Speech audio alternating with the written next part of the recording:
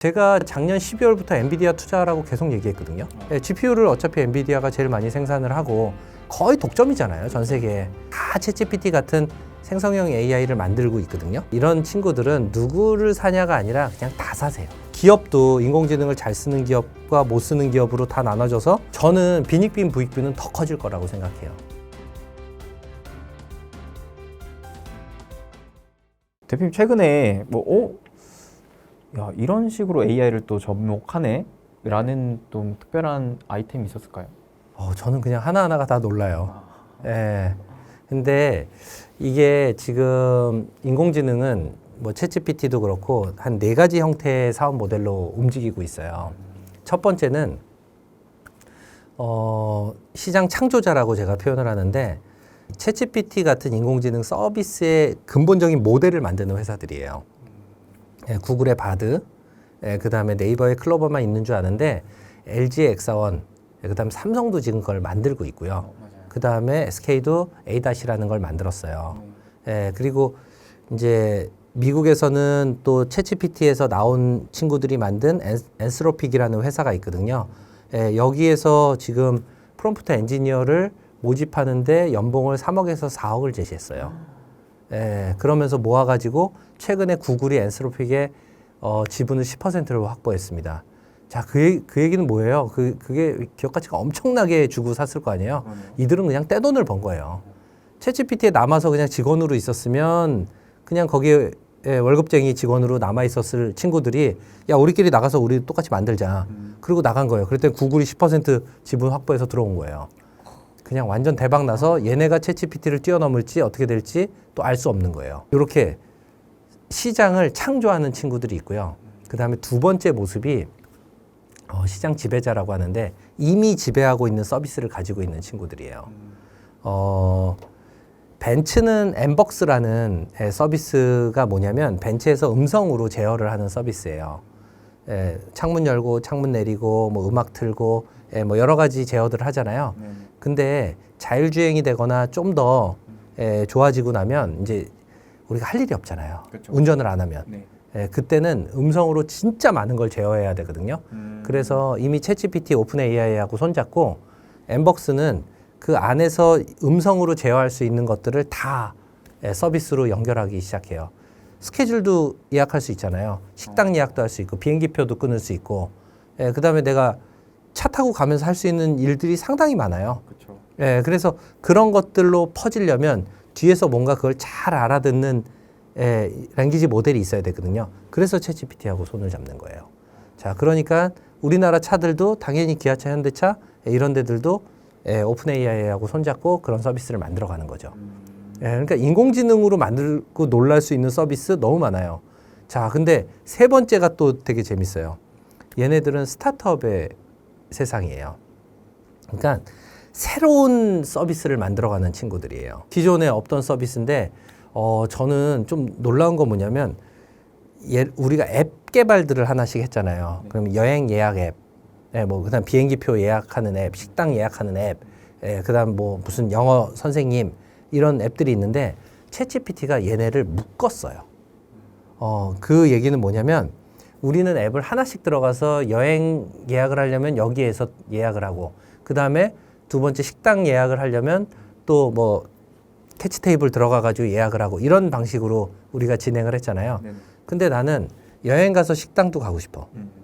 그러면 나는 고성에 여행 가 가지고 그 다음에 한식을 먹고 싶고 그 다음에 고성에서 제일 유명한 관광지 두 곳을 한번 유료 관광지도 좋으니까 가고 싶어 이렇게 치면 얘가 거기 가가지고 예약을 다 해버려요. 그게 플러그인, 챗GPT의 플러그인 서비스예요. 그러니까 플러그인은 챗GPT가 가지고 있는 요건 인공지능이고 그다음 나머지 앱들을 다 묶은 거예요. 그렇죠. 자, 그러면 어떻게 돼요? 시간이 지나면 이 생태계가 엄청나게 넓어지겠죠.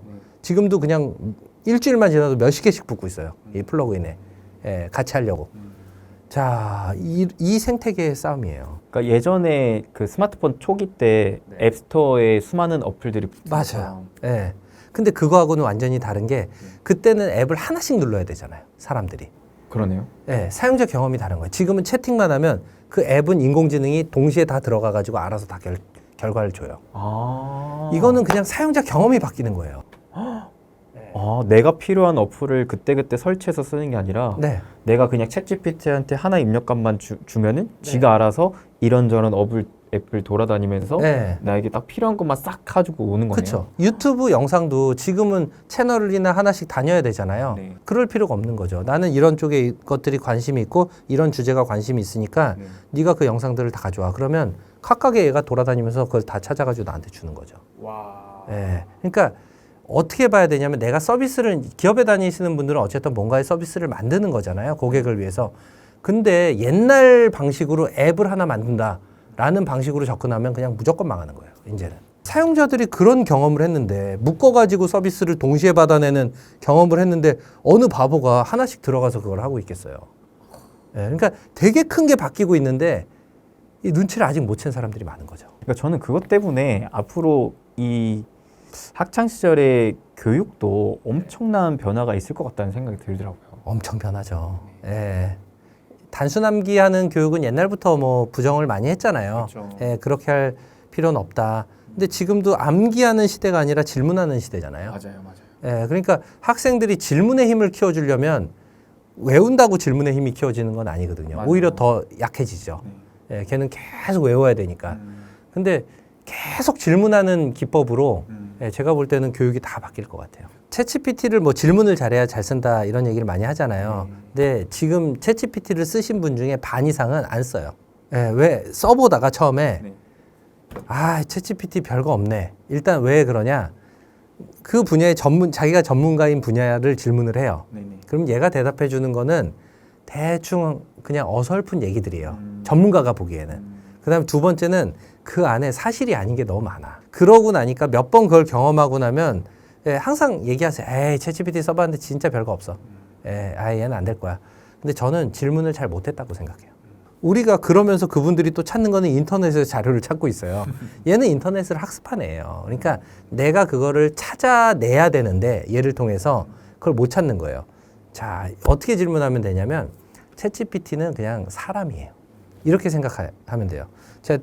제가 우리 대표님하고 얘기를 하는데 사람이라고 생각하면 오늘 이제 처음에 만났을 때 아유 뭐 하세요? 뭐 이런 것도 물어보고 저는 이런 거 하는 사람이에요. 이런 주제 영역들을 얘기하잖아요. 네. 예, 그렇게 들어가는 것처럼 챗GPT한테도 내가 지금 하고 싶은 알고 싶은 주제에 대해서 설명을 하는 거예요. 예. 그리고 배경이 어떤 상황인지도 다 설명을 해주고 예, 그런 상태에서 질문을 하면 구체적으로 나와요. 챗GPT는 링크를 내가 들어가서 보겠다는 게 아니라 네가 이 링크를 다 보고 답을 알려달라는 건데 그러면 하나가 더 들어가야죠. 이 질문에 링크가 어떤 것들이 뜰 거니까 그것까지 예상해서 그 다음에 링크에 네가 들어갔을 때 어떤 행동을 해가지고 이 답을 끄집어내 이것까지 얘기해 주는 거거든요. 그러니까 어렵죠. 예, 질문하는 거는. 근데 그것만 조금 익히고 나면 예, 이 활동을 내가 안 해도 되잖아요. 진짜 사장 입장에서 직원들한테 일 시키듯이 해야 되겠네요. 그쵸. 맞아요. 예, 와서 배경 설명 다 해주고, 네. 그 다음에 너가 지금 만들어 와야 되는 아웃풋, 내가 기대하는 아웃풋 이미지는 이거다. 예, 그리고 어떤 톤으로, 어떤 분량으로 만들어 와라. 예, 이렇게 질문을 하면 얘는 잘 대답을 해요. 전 세계 사장님들이 엄청 많아지겠는데요? 저는 극단적으로는 1인 기업이 엄청 많아질 거라고도 생각해요. 그럴 것 같아요. 내가 특정 분야만 소규모로 하는 기업이라 그러면 그 분야를 갖다 계속 반복하는 직원들은 다 없애버리고 그냥 사장님하고 인공지능하고 둘이 일하는. 대표님 그럼 혹시 AI가 계속 발달되고 성장함에 따라서 이 산업은 유난히 좀 달라지겠다. 뭔가 좀 더 새로운 시대를 경험할 수도 있겠다라고 할 만한 산업이 있을까요? 일단 제조업들이죠. 제조업. 예. 근데 저는 거의 다라고 생각하는데요. 뭐 안 달라질 것은 하나도 없고요. 제일 빠른 거는 뭔가 공정이 되게 명확했던 것들. 그러니까 제조 공정이라는 것들을 우리가 많이 이렇게 자꾸 표준화시키고 단순화시켰잖아요. 그렇죠. 예, 그러니까 인공지능은 그런 데 강해요. 예, 단순 반복하고 표준화돼 있는 거를 그러니까 왜냐하면 과거의 데이터들을 학습을 해가지고 새로운 패턴을 잡아내는 거기 때문에 이 패턴이 명확한 거 이런 데들이 다음 패턴을 예상하는 게 되게 편해져요. 그러면 이제 끝으로 제가 좀 여쭙고 싶은 게 결국에는 인공지능 시대는 도래한 거잖아요. 네. 도래했고 기업들을 중심으로 이 시장을 계속 쓰려고 하는 노력이 있는 가운데 그럼 우리가 직장인이나 이런 일반적인 개인 입장에서 봤을 때 뭐 챗GPT라든지 이런 AI를 어떤 식으로 활용을 해야지 이러한 변화되는 시대 속에서 좀 뒤처지지 않고 좀 앞서갈 수 있는 사람이 될 수 있을까 이런 고민이 좀 계속 들거든요. 학교에 우리 다닐 때 공부 잘하는 친구 사겨라. 뭐 이런 얘기 했잖아요. 인공지능 잘하는 친구를 사귀세요. 그러니까 결국은 인공지능 잘하는 사람이 나머지 사람들을 대체하는 거거든요. 인공지능이 날 대체하는 게 아니라. 그래서 인공지능 잘 쓰는 사람한테 일을 줄 거고 그 친구는 인공지능을 써가지고 남들보다 생산성을 100배, 1000배로 올릴 거거든요. 그러니까 내가 그 무리에 들어가야 돼요. 내가 잘 쓰는 사람 무리에 못 들어가는 순간 배제당하는 거지 그 안에만 들어가면 너무 행복해지는 거예요. 실제로 뭐 그렇게까지는 안 될지 모르지만 100배, 1000배 임금을 받게 될 수도 있는 거잖아요. 단순히 계산을 하게 되면. 그러니까 저는 빈익빈 부익빈은 더 커질 거라고 생각해요. 그리고 기업도 인공지능을 잘 쓰는 기업과 못 쓰는 기업으로 다 나눠져서 못 쓰는 기업은 다 M&A 당하겠죠. 잘 쓰는 기업이 그냥 다 흡수해버리겠죠. 공장도 사버리고 땅도 사버리고. 그렇게 갈 거기 때문에 결국에는 잘하는 회사들하고 어울려야 되고 회사 입장에서는 사람 입장에서는 그걸 잘 쓰는 친구들하고 어울려야 돼요. 그리고 여기는 주식 얘기도 많이 하시잖아요. 그러면 그 기업들이 보일 거예요. 그러니까 제가 작년 12월부터 엔비디아 투자하라고 계속 얘기했거든요. 저는 기업 강연하면서 계속 이제 물어봐요. 주식 투자는 어디다 하면 돼요? 뭐, 그래서 뭐 챗GPT 이쪽에 그 MS하고 손잡았으니까 MS 투자해야 됩니까? 아니면 구글 여기다 투자를 해야 됩니까? 막 아니면 네이버가 이제 할 거라고 하니까 네이버 갑니까? 그냥 저는 12월부터 계속 엔비디아 얘기를 했어요. GPU를 어차피 엔비디아가 제일 많이 생산을 하고 거의 독점이잖아요, 전 세계에. 그렇게 끌고 나가고 있고, 근데 얘네들만 만드는 게 아니라 지금 대기업이나 굉장히 많은 회사들은 다 챗GPT 같은 생성형 AI를 만들고 있거든요. 그리고 그거를 너무 웃긴 게 앞에다 S를 붙였어요. LML에다가 라지 랭귀지 모델. 앞에 S가 붙어요. 얘는 또 스몰이에요. 스몰 라지 랭귀지 모델. 웃기잖아요. 단어만 해도 웃긴데, 그러니까 라지 랭귀지 모델을 활용하지만 각각의 분야에다가 작게 활용을 하겠다. 이게 지금 기업이 가는 방향들이에요.